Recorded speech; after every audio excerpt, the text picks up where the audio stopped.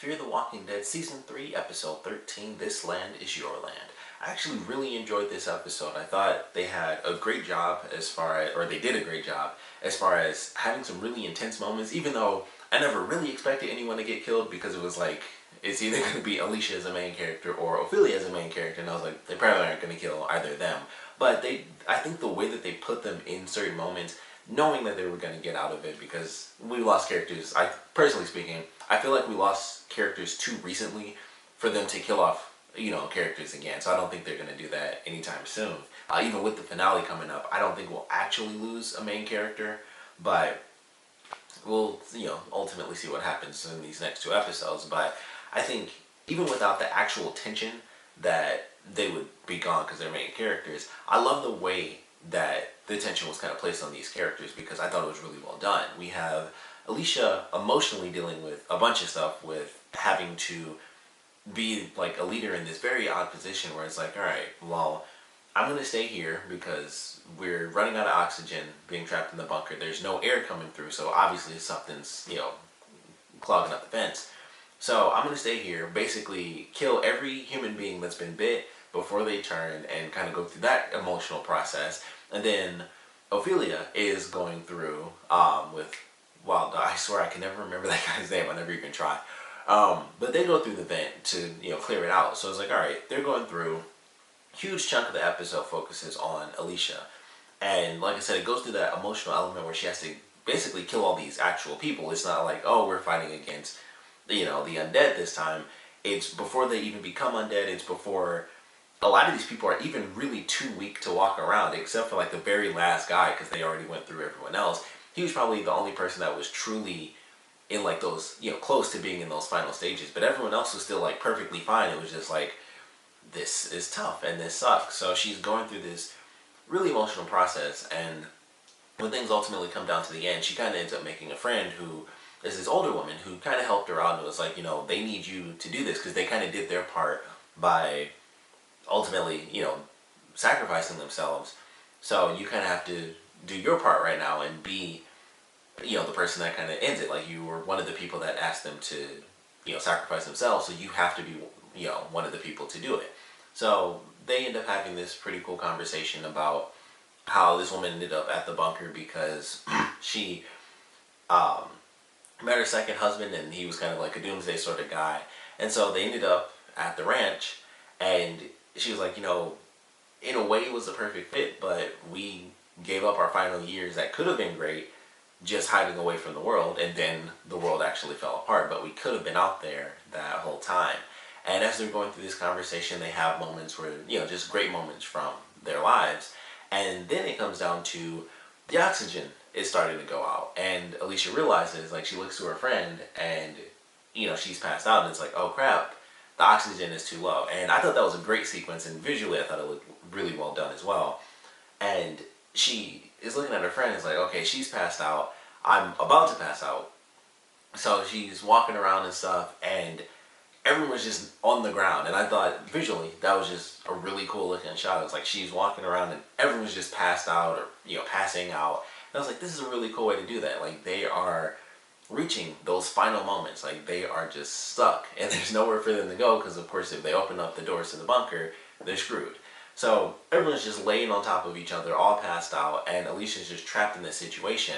And then she ends up having to deal with a zombie when she wakes up, because she passes out for like a little bit, and then, or no, she doesn't pass out, she walks around a corner and she fights the zombie, has to deal with that zombie, kills it, and then passes out. And then we see like other zombies getting up in the background. I was like, that's a really cool way to do that, because people, had passed out, the first people to pass out, they officially just died. And so they die, and then they pop right back up. And I was like, that's a really cool way to do that. And I just thought that was a unique thing that we haven't really seen in the show, where everyone's trapped, and all they can do is wait. They can't leave because there are too many zombies out there to survive with, and they have to wait for two people inside the vent to get to the fan and kind of keep it going, which even they got affected in the end, which I thought was a great way to do that, because when I first saw it, I was a little confused. I actually had to rewind it, because I was like, what happened? Because they weren't actually climbing, and he dropped, and then Ofelia dropped, and I was like, what happened? And then it was like, oh, like there's so little oxygen, even though they were like right there, he ended up passing out as she was on his shoulders, and he just dropped. He was just like, Ofelia, and then he just collapsed. And I was like, that was actually, once again, even though I didn't really think that, you know, they would end up dying, or at least not her. I thought maybe he could die in that situation if she was able to like push the zombie over, and then it just bit him, and then tried to go back to killing her. But ultimately, they each survived. She, you know, blasts the zombie in the face, and you know, it's one of those rare moments in TV because nobody ever does this, but it was one of those rare moments where it's like, oh, the gun was too close to her ear.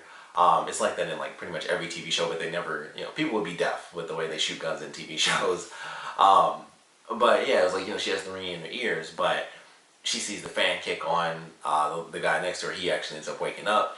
And so as the air eventually gets down to the rest of the bunker, the way they made it seem is that literally the only person left alive was Alicia. Like there was, I mean, that was like the one thing that kind of bugged me, because I was like, this doesn't make any sense that like everybody died except for her. But I mean, I guess scientifically it kind of makes sense because you have everyone together, so technically they would have less oxygen than Alicia being with her friend, because they were like way off in a totally different part of the bunker, and it was just the two of them. So technically there would be more oxygen where they were than where everyone else was. So in a weird way it makes sense, but it just seems so odd to me. I was like, Alicia passed out and like everyone else is just dead. Everyone turned into a zombie except for her.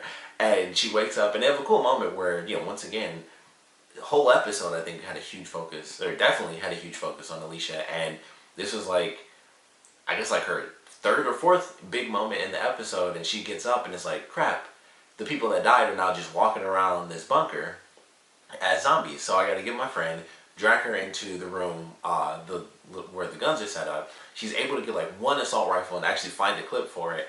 And so she's, you know, starting to fight back and stuff, and then this huge explosion goes off, and that's when we actually see that, of course, you know, everyone showed up. Madison and Strand end up showing up. I can't think of the other guy's name, but the chief from the other side.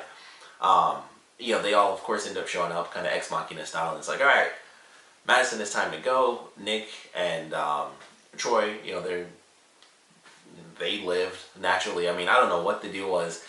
Them going through this episode, like, they had a plan to help, and once the scene started when they were driving the truck, I was like, okay, I can't tell if he's still trying to survive or not, because he was just cracking up and he's hitting zombies and stuff, and I'm like, he could avoid them. Like, that was kind of the point of them, you know, shooting that first grenade off to the side. It's like, the point is to avoid all these zombies, and he's just laughing it up, hitting zombies, and then of course he crashes into the camper, and they have to take off. They were both being dumb because they're just strolling along with the windows down. I was like, they could have rolled the windows up, but that's how they lost the rest of the grenades for the grenade launcher.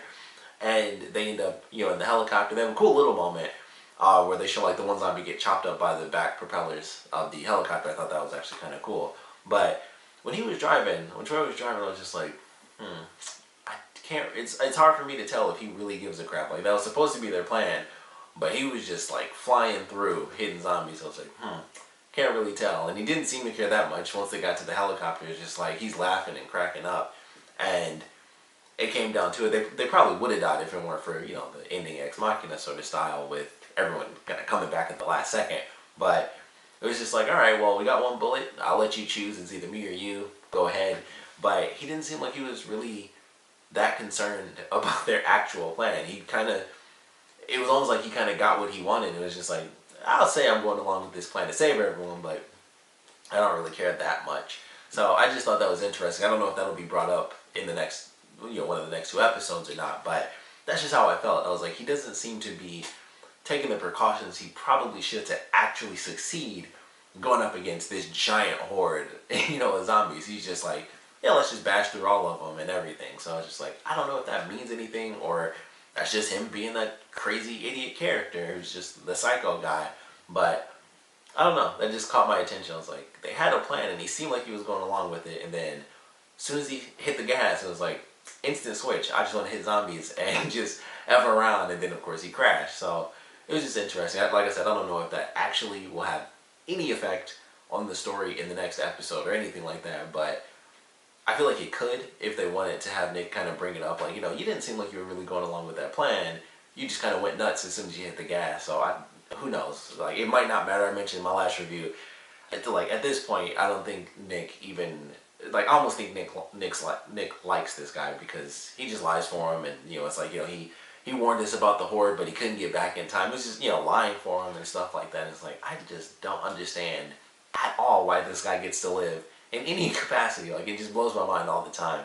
But by the end of this episode, Alicia realizes that although they survive, things just suck. And, she kind of has to go out on her own, which I was not expecting at all for the end of this episode. And she feels like, with everything that she went through in this episode, she kind of has to kind of branch off and do her own thing and kind of just live by herself. And she knows she can't really do that with her family because they kind of just live from place to place. Once again, everything is constantly getting destroyed. The boat fails. Their initial home in the first season, of course, that failed because of the army and everything. So that's gone. The boat's gone. The bunker's gone. The hotel is gone. Like, they just move from place to place, and it's always a disaster. So now they're moving to the dam, and we'll see how that plays out with the way Salazar kind of had everything kind of building up. And it's like, all right, well, we need these weapons and this and that. So we'll see how all that ends up playing out. But Alicia decides to go out on her own. Nick decides to follow her, and Madison's like, take him, because nobody likes him, and that totally makes sense. So the three of them are going one way. Everybody else is headed to the dam. So next episode should be fairly interesting. Of course, there's only 2 episodes left in the season, so I'm definitely looking forward to that. But I really enjoyed this one. Like I said, I like even though they were main characters, so I didn't really feel the threat of them, actually being killed off. Just the way that they did the attacks in this episode, I thought were very unique. It was like they're dealing with, the undead in a totally different manner than they typically would. It's like they're dealing with people who are going to turn, and then they have to kill them, so that adds to an emotional element. And then we still get the sort of normal stylings of, Fear the Walking Dead and The Walking Dead, where it's like, oh, here's an action sequence at the end of the episode because all of these people ended up dying still because of the whole oxygen thing. So I thought the way that they did it and kind of created the issue within the bunker, they did it on 2 fronts with the same result, where it's like these people are about to turn, so Alicia has to do it beforehand, which leads to the emotional element of the episode. And then, excuse me, at the end of the episode, it's bookended, with the beginning where these people just naturally died, and then poof, they're zombies now. So it's that normal way where it's not as emotional and taxing, but they go right back to it at the last minute before she leaves because of her friend. And I thought that was really well done, and that kind of just, takes it full circle where this is a woman that helped her kind of get through this crazy little sequence where she has to kill off all these, still humans. And then she goes through kind of the normal thing where it's like, all right, killing zombies again, crazy, survival mode where she has this little knife and is still managing to pull it off.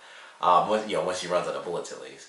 And then right after all of that, and she's saved and everything, it's like, I still have to do this crazy thing for you, basically my new friend who kind of gave me a new lease on life and, kind of told me how things were, even though it's a totally different situation because the world is like destroyed.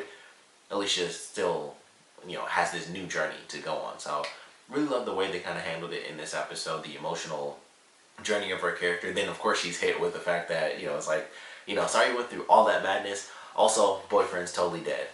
Sorry. So, she went through a lot of crap in this episode. And of course she has to kind of find herself on her own journey.